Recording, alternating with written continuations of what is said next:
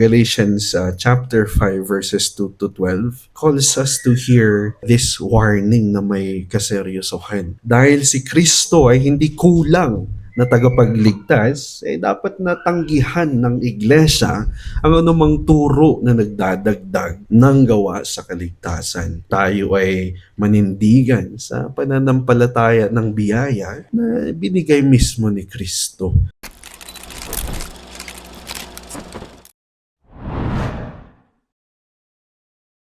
Morning po sa bawat isa.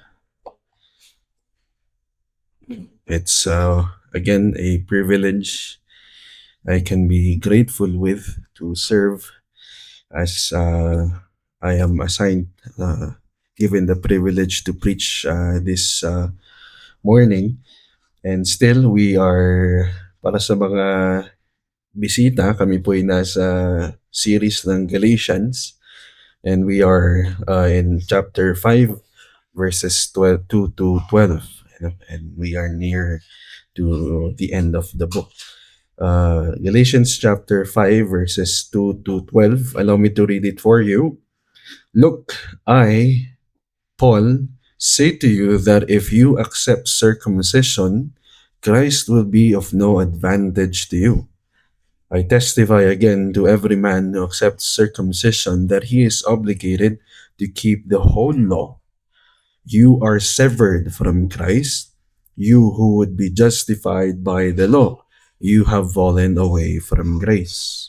For through the Spirit, by faith, we ourselves eagerly wait for the hope of righteousness. For in Christ Jesus, neither circumcision nor uncircumcision counts for anything, but only faith working through love. You were running well. Who hindered you from obeying the truth? This persuasion is not from him who calls you. A little leaven leavens the whole lump. I have confidence in the Lord that you will take no other view. And the one who is troubling you will bear the penalty, whoever he is. But if I, brothers, still preach circumcision, why am I still being persecuted? In that case, the offense of the cross has been removed. I wish those who unsettle you would emasculate themselves. Okay? Nais ko lang balikan ang huling section sa ating pagbubunay. Most of us weren't here when we preached the previous section.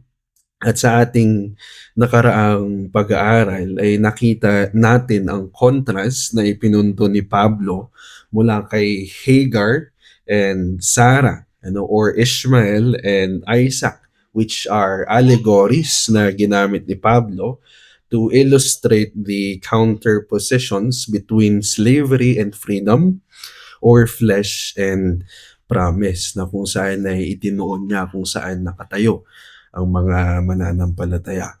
And eventually, in verse 1 of chapter 5, Paul ended ang section na ito with a clear command. Allow me to read it para sa inyo.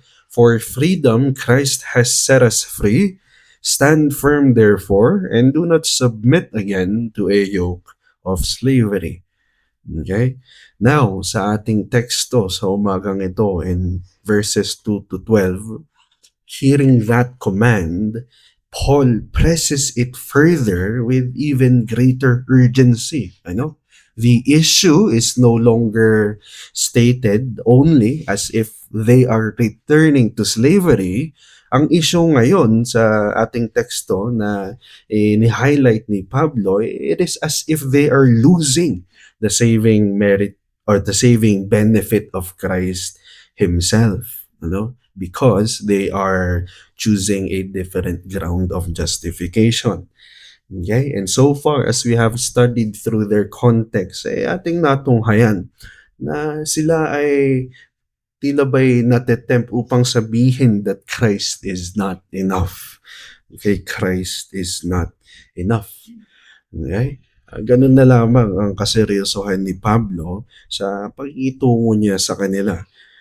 For we know that a sinner cannot hold Christ in one hand and on the other ay pangahawakan niya ang performance, ang personal merit, as though both could be combined together to secure acceptance before God. No, this cannot happen. Okay, Christ is not a partial savior. 50% na siya magliligtas sa'yo, 50% ikaw ay ang mag-sustain sa iyong kaligtasan. No. Okay? His righteousness cannot be completed by our performance. And this remains a very serious warning kahit sa ating mga present believers, even for us present churches these days. Okay? Lagi nating natatanaw that legalism may sound serious and zealous for holiness, but we have learned that whenever these are becoming the grounds of acceptance before God, we do not guard holiness, we do not uphold holiness, we do not guard grace. Even worse, Christ is being diminished. Na ibababa si Kristo. Okay? Therefore, Galatians chapter 5 verses 2 to 12 calls us to hear this warning na may kaseryosohan. At ang mensahe na nais kong halawin, ang warning na nais nating tignan, because Christ cannot be received as a partial savior, the church must refuse every gospel compromise. Because Christ cannot be received as a partial savior, the church must refuse every gospel compromise that seeks righteousness by law instead of standing by faith in the grace of Christ crucified. Okay? Maaari ay aking banggitin sa ating lingwahe, dahil si Kristo ay hindi kulang na tagapagligtas, dapat natanggihan ng iglesia ang anumang turo na nagdadagdag ng gawa sa kaligtasan. Okay? Tayo ay manindigan sa pananampalataya ng biyaya na binigay mismo ni Kristo. Okay? So in this passage ay maaaring tignan natin ng muli ang tatlong movements na sa arguments ni Pablo. First is the fatal cost of adding law to Christ. The fatal cost of adding law to Christ. Second, the waiting posture of faith. The waiting posture of faith. And the third and the last, the leavening danger of gospel distortion. The leavening danger of gospel distortion. Okay? So having commanded the Galatians to stand firm, sinabi niya sa verse 1, in the freedom that Christ has secured. Dito po ay nakikita natin na patuloy dinidiin ni Pablo ang ganitong katotohanan, ang ganitong warning sa kanila. Ayon sa nais niyang ituro, if they receive circumcision as necessary for justification, they are not merely weakening their freedom. They are choosing a rival, a different ground of righteousness against Christ. Kaya sinasabi ni Pablo sa verse 2, look, I, Paul, say to you that if you accept circumcision, Christ will be of no advantage to you. Christ will be of no advantage to you. Okay? So here we see that Paul does not speak softly. Hindi niya sa kanyang paningin, hindi maliit na bagay ang issue ng kanilang hinaharap. They were not merely considering a cultural practice, itong circumcision na ito. They were being tempted to add something kay Kristo bilang kanilang ground of acceptance or righteousness. Now, if that happens, ito ang rason na sinasabi ni Pablo, Christ will be of no advantage to you. Okay? O hindi ibig sabihin na mahina si Kristo dahil wala siyang advantage, ano? O kaya kulang ang kanyang gawa, ano? Rather, Paul is saying that Christ cannot be received as a partial savior. Okay? Thus emphasizing that there is a clear cut, ano? Merong malinaw na definition sa gitna ng dalawang bagay na ito. Okay, in this between these two arguments na ibinabahagi ni Pablo. Okay, so in other words, either Christ is everything for our justification, or on the other hand, we are standing on a totally or another ground entirely. Okay? So, ganun po ang sinasabi nating malinaw, kalinawan, or a clear cut. Either everything is based on Christ or iba ang ating pinanghahawakan. Ano po? Kaya mas ipinaglilinaw ito ni Pablo in verse 3. Kung ating basahin, allow me to read it for you. I testify again to every man who accepts circumcision that he is obligated to keep the whole law. Ano? Dito po ay nare-realize natin na ang circumcision nga naman ay hindi lang isa para bang isolated na religious act, ano, or mayroong pili lang na dapat gawin. Okay? The act of following or pursuing circumcision in itself is representing submission to the Mosaic law as a whole. Okay? As the whole, as a covenantal system. Okay? Kaya sa ibang salita, kung tatanggapin nila ang circumcision as a necessary justification, they are not merely adding one requirement.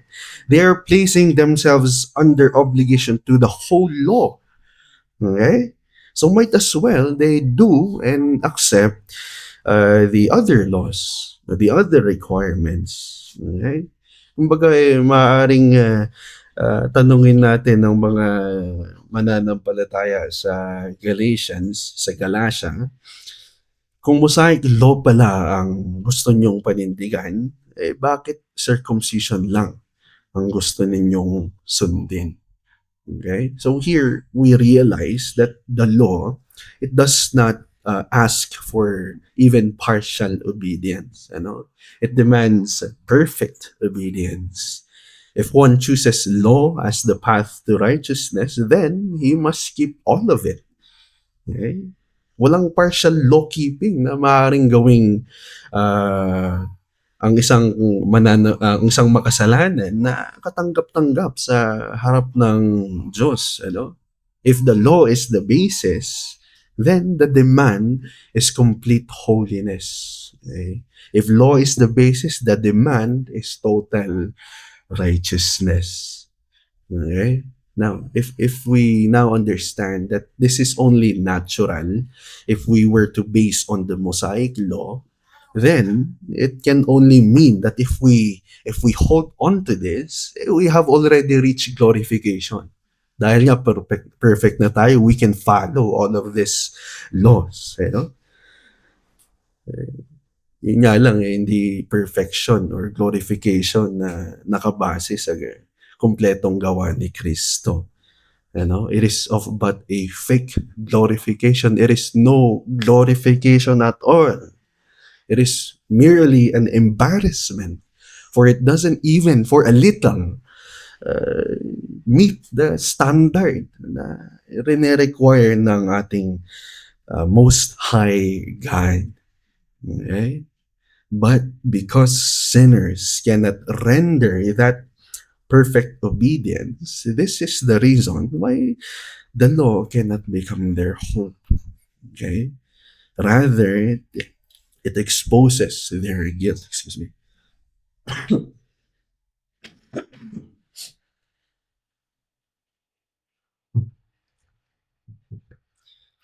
Hindi siya pwedeng panghawakan bilang ang ating hope for salvation. Ito lamang ay ina-expose ang ating pagiging makasalanan. Ang ating pagkakaroon ng pangangailangan kay Kristo. Dahil niya wala tayong magagawa. Dahil niya hindi tayo perpekto. Okay? At gayon na lang kung bakit sinasabi ni Pablo that you are only cut off by from Christ if you were to follow this path. In verse 4, sinasabi niya, you are severed from Christ. Cut off, or you are severed. You who would be justified by the law, you have fallen away from grace. This is not something na we should be taking lightly as a warning.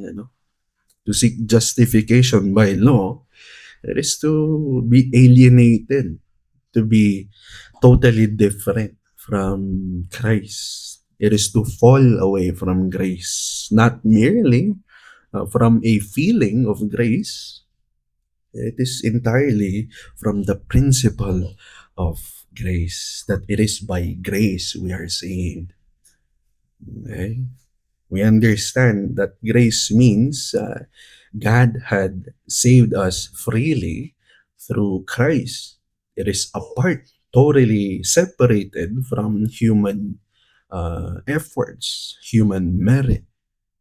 Okay? Therefore, uh, sa implication neto, legalism, on the other hand, it replaces uh, all of the it replaces grace with a system of performance, system of death, system of trusting yourself instead of trusting in Christ, trusting in His completed work. Okay? Napakalinaw ng mga salita na binanggit ni Pablo. There is no safe compromise. There is no safe compromise between Christ and law. Okay? There is no safe compromise between Christ and the law as grounds of our justification. Okay? Maaari ay gas-gas na po sa atin. But lagi nating nababanggit, to add law to Christ is not to strengthen the gospel, not to sustain the gospel. It is to abandon the sufficiency, abandon the superiority of Christ. Okay? To add the law to Christ is not to strengthen or sustain the gospel. It is to abandon the sufficiency and the superiority of Christ. Okay? Mga mahal na kapatid, by now we probably realize Christ will never be received as half or partial Savior. He is either the whole ground of our righteousness, or we have turned away from which is right, from which is true, from which alone can truly save us. Okay? We have turned away from the grace that we claim to have received from God. Okay? So una nating punto, ating natututunan that to receive circumcision as necessary for justification would bind the Galatians to the whole law, hindi lang sa isa. It will expose them to its curse and remove them from the grace as the principle of salvation. Okay? And if law becomes the basis of righteousness, then the law must be kept perfectly. Okay? Failure at any point, it will just leave the sinner condemned. Okay? Again, the law is holy, but it cannot justify sinners. It can command righteousness and expose guilt, but it cannot provide the righteousness it demands. Therefore, Christ alone must remain the sufficient ground of acceptance before our holy God. Okay? Grace and performance, hindi po ito kailanman pwedeng ipaghalo sa isa't isa. Either the sinner receives righteousness freely in Christ, or he stands under the full demand, the curse, and the condemnation of the law. Okay? At bilang pagtanggap sa ating natutunan sa ating unang punto, let Christ be your whole confidence, not merely at the beginning. Let Christ be your whole confidence. Remember, Christ is not a partial savior. The same Christ who justifies sinners is also the one who keeps them by His grace. Okay?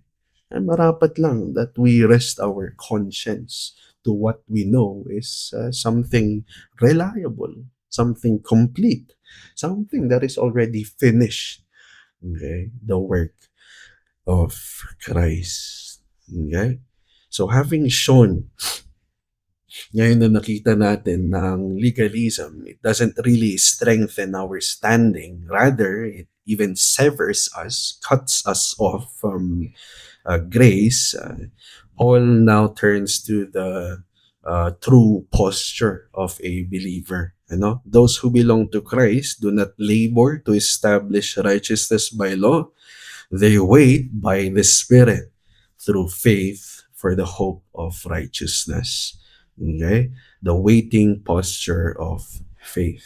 Okay? So after warning the Galatians about the fatal cost of adding law to Christ, ngayon ay nakikita natin na ipinapakita na ibinabahagi ni Pablo, inililinaw niya ang tunay o tamang postura ng mga mananampalataya or those who claim to be belonging to Christ. Okay? And to point it out through a comparison, if the legalists seek to establish righteousness by law, the believer, on the other hand, they wait for righteousness by faith. Okay? If the legalists seek to establish righteousness by law, they will do it, they will strive for it. The believer, on the other hand, the true believer, those who truly belong to Christ, they wait for righteousness by faith. Okay, verse 5, aking pong basahin para sa inyo.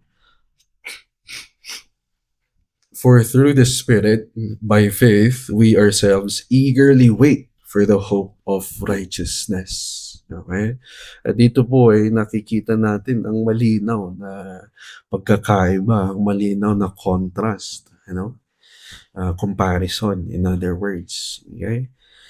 Karagdagan sa binanggit nating comparison kanina, the legalist works in order to secure righteousness. On the other hand, the believer waits because righteousness is received in Christ. Okay? Kung sa direktang salita o kalinawan ng mga napitawang salita ni Pablo, hindi niya naman sinabi na through circumcision, or through the law, or through human effort. He says through the Spirit, by faith. Okay? So this means the Christian life, ang ating buhay bilang mananampalataya, it is not sustained by flesh. Okay? Again, when we say flesh, by law. Just as it was not begun by the flesh. Hindi siya nagpapatuloy ang ating pananampalataya by flesh, katulad ng paraan na hindi ito nagsimula dahil sa flesh. Okay? Contrary to that, the same Spirit who unites believers to Christ is the one who also enables them to wait with confidence before God. Okay? Now, sa akin pong pagbabasa, the phrase hope of righteousness, it does not mean that believers are uncertain whether they are accepted in Christ, na para bang you hope for something that may or may not happen, you hope for something not sure. Okay? Rather, Paul has something else in mind. He's looking toward the final day, okay, to something that we know will surely come.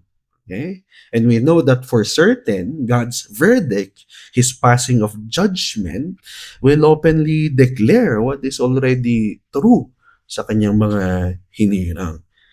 Okay? The justified believer, he does not worry about the future with fear to the point na Ganun na nga ay gumagawa siya ng mga bagay para maging sure siya sa sarili niya dahil hindi siya sigurado, ano? Hindi ito waiting na parang kinakabahan sa kalalabasan ng test results dahil hindi ka sigurado. Okay? This is the eager waiting of those whose righteousness is found not in themselves but in Christ. Okay? The phrase eagerly wait na tinignan ko sa language ng Greek does not describe an uncertainty. Ano? When you say eagerly wait for the hope of righteousness, it describes expectant waiting. Ano? The kind of waiting that it is certain for the outcome, but not yet received in its fullness. Ano? Kaya itong hope of righteousness na ito ay assurance na nakatungo lamang kay Kristo. Okay? Itong hope of righteousness na ito ay sigurado na nakatungo lamang kay Kristo. Okay? Now, if we agree on that, it's only proper for us to say na ang pananampalataya ay hindi nagsasabing I must complete what Christ began. Rather, Christ is my righteousness and I will wait in Him. Okay? Christ is my righteousness and I will wait in Him. Okay, ito po ang postura ng mananampalataya. Ano? This is the posture, the waiting posture of faith found in believers. Okay? Not passive laziness, but a spirit-wrought confidence, spirit-encouraged confidence, not self-trust, but resting in Christ. Okay? Ganito po ang kaisipan na nais din nating angkinin sa salitang eagerly wait. Ano? To eagerly wait. Okay?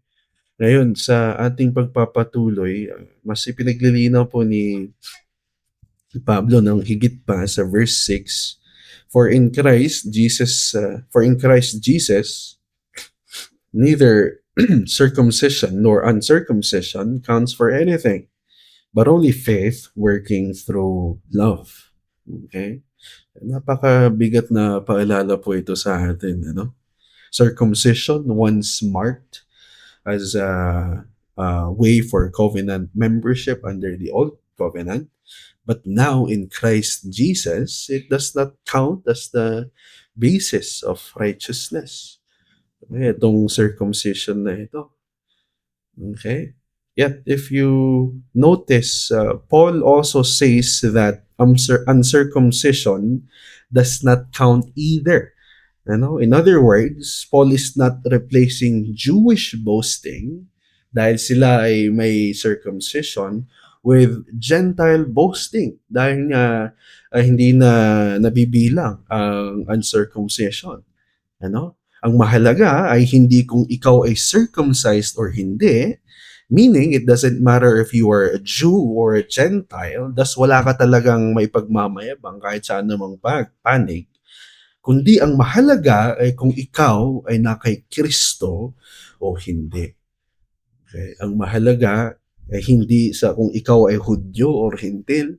Ang mahalaga ay kung ikaw ay nasa kay Kristo. Okay? Sa pamamagitan ng pananampalatayang inyang pinibigay.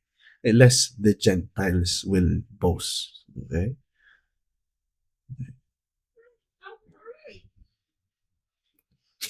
Here, we notice that Paul is also careful. Hindi niya hinayaan na banggitin ang salitang faith as if it is dead or passive lamang. He says what counts is faith working through love. Okay? Now, this does not mean that love becomes part of the ground of our justification. We are justified by faith alone, not faith plus love. Yet, faith that justifies is never alone. It's never idle. It is never fruitless. Okay? It is expressed in itself in love. Okay? So we can appreciate how both truths are preserved, ano, na kung saan ay madalas na banggitin ng mga makamundo na inconsistent sa isa't isa. Ano, faith alone justifies, but that faith is never alone. Okay? Love is not the root of our acceptance before God. It is the fruit of having faith in Christ. Okay? Katulad ng lagi nating nababanggit, good works do not complete justification. They are evidence of the Spirit's work in our lives, in the people of God. Okay? Kaya mas naipaglilinaw pa sa atin ngayon, ang confidence hindi matatagpuan sa kung ikaw ay Baptist, ano? Hindi matatagpuan sa pagiging pagkakaroon ng maraming achievement, ano? Uh, uh, sa circumcision or being uncircumcised or law keeping. His confidence, our confidence, it is found in Christ. It is received by faith through the Spirit. It is made visible in love. Okay? So the believer does not work in order to become righteous before God. Again, he waits by faith, not a passive faith, because Christ is already his righteousness. Christ is already his righteousness. Okay? Ang ating pangalawang punto ay itinuturo po sa atin na bilang mananampalataya, we do not seek righteousness by law, but we wait by the Spirit through faith for the hope already secured in Christ. Okay? What counts is Christ received by faith. And the faith that receives him is not dead. It is not self-produced. It is spirit-wrought, expressed through love. Okay? And this also reminds us that, again, faith alone justifies not because it is strong, napakalakas, napakataas ng iyong pananampalataya. No, faith justifies because it receives Christ, the same Spirit who gives faith is the one who causes that faith to bear fruit. Okay? And one of it is, nabanggit niya ni Pablo, is love. Okay? It is never alone. May we remember this. It is never alone. It produces fruit, but it is never the ground of our justification. Okay? So let us wait for the hope of righteousness by faith, not by fear. Okay? The believer does not face the final day with fear, to the point na ginagawa na natin ng mga bagay na sa tingin natin nagbibigay ng confidence sa atin, only to find out that these are just false assurance. Okay? Remember, we cannot complete what only Christ began. We cannot complete what only Christ began. Okay? Therefore, we wait with an assurance we already know we possess, because our righteousness is found in Christ, not in any performance, anything apart from Him. Okay? Do not make your spiritual progress bilang foundation ng inyong assurance. We can say that growth is it still matters. Growth in the holiness, growth in studying the Word, okay, knowing more about God, it matters. but it is not a ground of our acceptance before God. Okay? It is a result. It is a result of the love that He gave us. Okay? Ating pong tandaan, in light of that matter, our progress, it may encourage us. The progress of seeing other believers may encourage you, but only Christ can establish. Only Christ can establish. Okay? Now, because of that, we can also learn to reject both legalistic striving and antinomianism, okay, or careless faith. Okay, both reject both legalism and antinomianism. Okay, Paul does not call us to earn righteousness by works. Maraming beses niya na itong itinuro. But neither does he describe faith as it is dead or fruitless. Okay? Tandaan po natin, ang tunay na pananampalataya kay Kristo ay may bunga. Ito po ay may bunga. Okay? At isa po doon ay hindi inaabuso ang kahabagan ng ating Panginoon.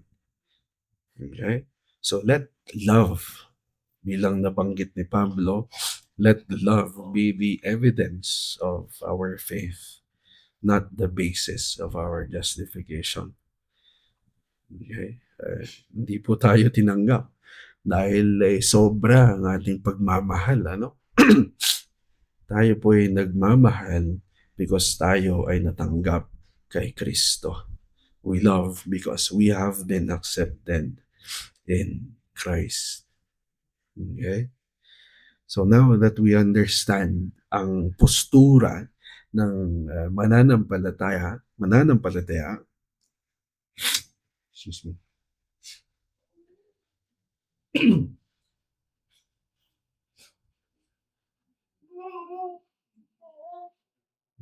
Ngayon po na ating naintindihan ang waiting posture of faith that believers are found in, we also come to realize that this confidence, it doesn't remain unopposed. Mayroong mga challenges na itong hinaharap. Okay, so after showing that only faith working through love counts in Christ, dito po ngayon ay ina-expose ni Pablo ang dangerous persuasion na kung saan ay naghihinder sa kanila. Sa ating pangatlong punto, the leavening danger of gospel distortion. The leavening danger of gospel distortion. Okay. Sinasabi niya sa verse 7, you were running well. Who hindered you from obeying the truth? Okay, napapansin natin na si Pablo ay gumagamit ng picture of a race. The Galatians had begun well. They had received Christ by faith. They have experienced the Spirit. They entered Christian life through the gospel of grace. Okay? But someone had cut into their path. Ginamit niya ang salitang hindered na kung saan we can understand the idea of obstruction. So as if they were running, someone hindered them, insisting that they were suddenly interrupted. Hindi sila konti-konting bumagal, sila ay biglang hinarangan. Okay? And to answer the question from which were they hindered, the continuation of the phrase says, from obeying the truth. Okay? From obeying the truth. Okay? Habang binabasa po natin ang mga salitang ito. Excuse me. Habang binabasa natin ang mga salitang ito, dito natin nakikita na hindi dapat natin tratuhin ang gospel as a mere information na maaaring maintindihan, and then after you understand it, you just set aside. Okay? It is not a mere information that can be understood. And after that, it's just set aside. Okay? Sa mga salita ni Pablo, it is a truth that is to be obeyed. Okay? The gospel is truth that is to be obeyed. Okay? Therefore, sa kabila ng pagkakamali ng mga pagkakasali ng mga taga-Galasya sa temptasyon na kanilang hinarap, when the false teachers urged them of circumcision na necessary, they were not leading the Galatians into deeper obedience, kahit mukha pa talaga itong seryoso o religyoso, religious, they were leading them into a complete disobedience. Okay? Sila ay napapatungo sa complete disobedience. Okay? We understand. It is now clearer that anything that turns the sinner such as you and I from Christ, from His gospel as the sole ground of righteousness, it is rebellion against the truth. It is rebellion against the truth. No matter how biblical or zealous it may sound, if it turns us away from Christ and His gospel, it is rebellion against the truth. It is rebellion against God. Okay? Kaya sinasabi ni Pablo in verse 8, this persuasion, ang pagkumbinsi na ito'y hindi nanggagaling sa kung sino ang tumawag sa inyo. This persuasion is not from Him who calls you. Okay? The false teachers were persuasive. Masasabi natin na talagang napaka-galing ng kung paano nila pinakiusapan ng mga taga-Galatia.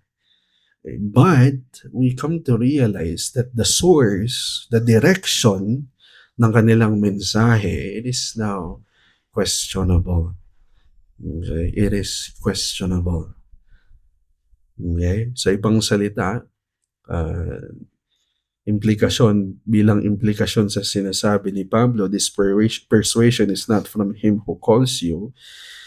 The God who called the Galatians by grace would never persuade them to abandon grace. Okay? Kaya po sa patuloy na encouragement sa mga mananampalataya, even for us today, sa tuwing tayo ay nakikinig sa mga mensahe, kahit ngayon na tayo ay nag-aaral sa ating Sunday service, hindi po sapat na itanong na convincing ba ang nagsasalita? Mukha ba siyang kapaniwala? Kung titignan niyo ako, hindi. Baka tayo ay pagtawanan lang. Or napaka-galing ba ng kanyang pamamaraan? Bombastic ba kung sa karamihan? Religious ba ang tunog? The deeper question na maaari nating mas tanungin pa, does this persuasion, does this message that I'm hearing right now, does it keep sinners resting in Christ? Does it encourage sinners to look at Christ? Does it highlight Christ? Or does it move their confidence toward human obedience? Okay. Ganito po tayo maaaring mag-reflect as a church, knowing that this happened in history, years ago. And na kung saan ay alam natin na posible rin mangyari sa ating hanay. Okay. Tinutukoy ko po ay mga maling katuruan na maaaring pumasok at mga nangyari na. Okay? So having that in mind, Paul adds in verse 9, a little leaven leavens the whole lump. Dito po ay pinipresenta ni Pablo na ang danger ay nagiging corporate. ano? Or when we say corporate, nakakapandamay ng iba. Okay? Sa ibang salita, gospel distortion or false teaching, it does not remain private, does not remain small or harmless for the church. Ano? Katulad nga ng leaven that is hidden in dough, it quietly spreads until the whole lump of bread is affected. Ano, sa mga nagbe-bake po dyan. Ano? Ngayon, kung ito'y itutuon natin sa church, masasabi natin that a small addition or a small distortion katulad ng addition to justification eventually will reshape, will affect the church, ano, sa kanyang preaching, sa kanilang assurance sa Panginoon, sa kanilang worship. It will be affecting everyone that is a part of the church. Okay? So hearing something that we must be very careful with not to happen sa ating hanay, sa ating covenant gathering. Kasabay po nito, in verse 10, kung ating banggitin, I have confidence in the Lord, you will take no other view. I have confidence in the Lord that you will take no other view. Okay? Dito naman po ay hindi niya sinasabi na ang kanyang confidence ay nasa wisdom o kakayahan ng mga taga-Galasya. Rather, his confidence is in the Lord. Okay? In the Lord who preserves his people. Okay? And a part of preserving his people is leaving no troublers, an excuse. Ano? Kaya po sinasabi sa verse 10, sa continuation, the one who is troubling you will bear the penalty. Sino man yan. Okay? Those who unsettled the church by corrupting the gospel, they will stand accountable before the Lord. Okay? Dito po ay napapansin natin na totoo nga may mga dangers na umaaligid sa mga simbahan. Ngunit meron ding Diyos na kung saan siya ang nagpapanguna, siya ang nagbabantay, hindi niya hinahayaan ang kanyang itinatag na iglesia. And this is a comfort that we can hold on, knowing that we ourselves, as the RBC, we are encountering a lot of challenges. We are encountering real, hindi man a lot, but we are encountering real challenges. Okay? We know that even dangers are surrounding us. We know that there is a God who upholds His church. Okay? Now, as we continue, Paul exposes then why the cross is offensive.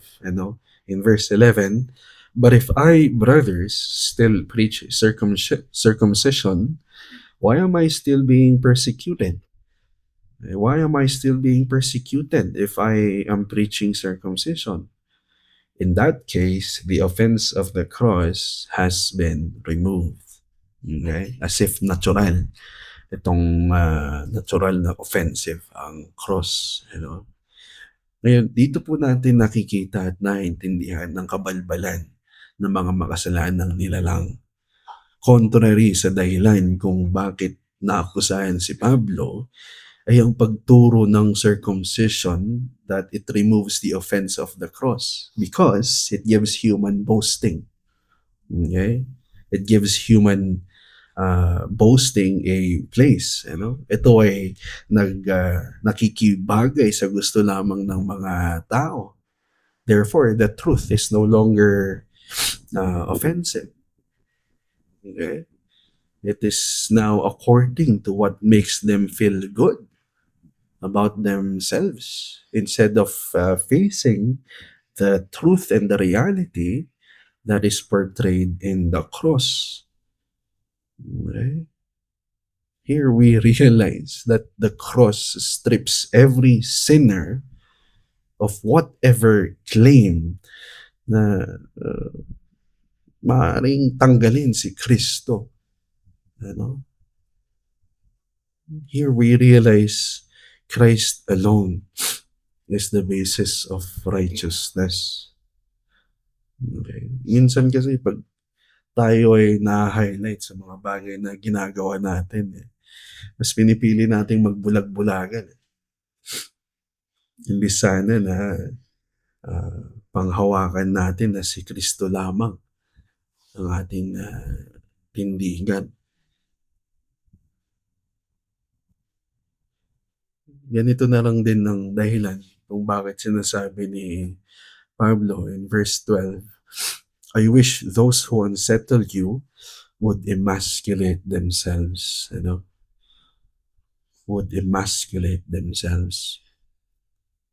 Dito, we see Paul using a severe irony, emasculate themselves. The Judaizers were insisting on cutting off the flesh as though circumcision could complete their standing before God. So para bang sinasabi ni Pablo, if cutting is your confidence, then go all the way and cut yourselves off. If cutting is your confidence, emasculate yourself. Go all the way and cut yourselves off. Napaka-shocking ng salita ni Pablo kung una natin itong babasahin. But then we realize how dangerous gospel corruption is. We realize how it is very deadly. Okay? He is not calling for violence, but through that irony na kanyang ipinapakita, he is exposing the absurdity, walang saysay, and the danger of the Judaizers' confidence sa circumcision.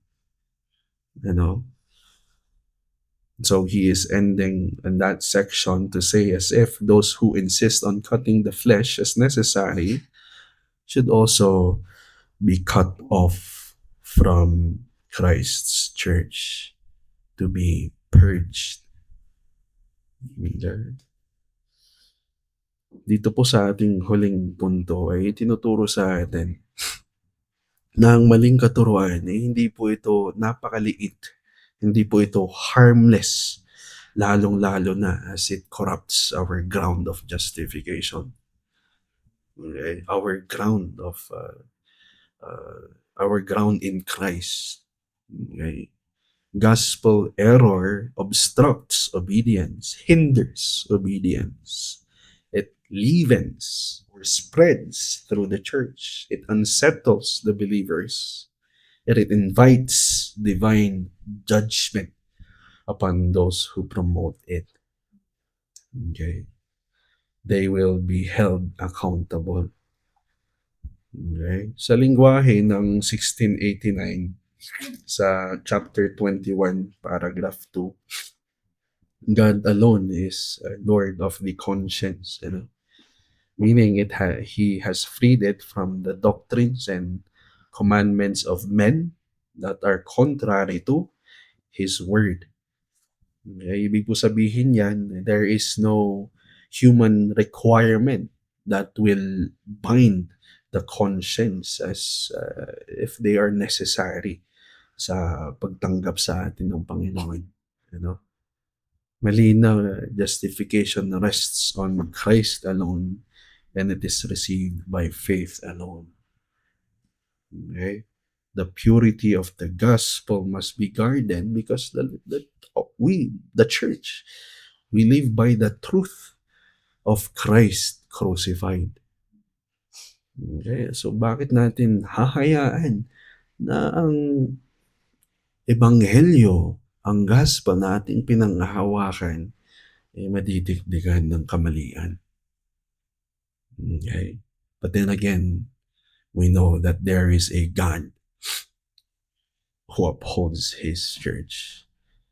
Okay? At bilang pagtanggap sa katuruan na ito, katulad ng huli nating pag-aaral sa Thessalonians when we went over the Bereans, discern religious persuasion by the gospel, by truth, not by just appearance, you know. Not every convincing teacher, not every convincing teaching is from God. Okay? Test every message by scripture and by the doctrine of Christ, you know. If it adds anything to Christ, reject it. Right? And let us not treat gospel errors as small matters.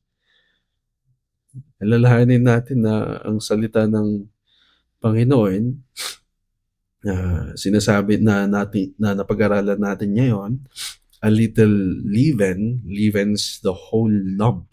Ano, ibig sabihin, small additions eventually will reshape and will affect the church. Okay? The more that we want to guard the gospel dearly. Okay? And let the truth of the cross offend our pride as it also comforts our souls. The cross tells us that we are so sinful. Wala tayong pwedeng gawin kahit na anong katiting. The cross tells us Christ had to die.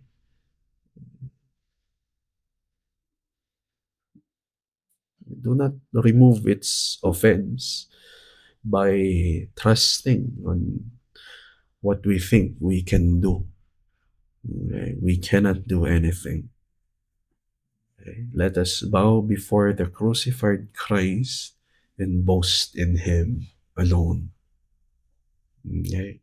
Sa atin pong pagtatapos mga kapatid, excuse me, sa ating pag-aaral ngayon, it leaves us with no safe middle ground, no safe compromise.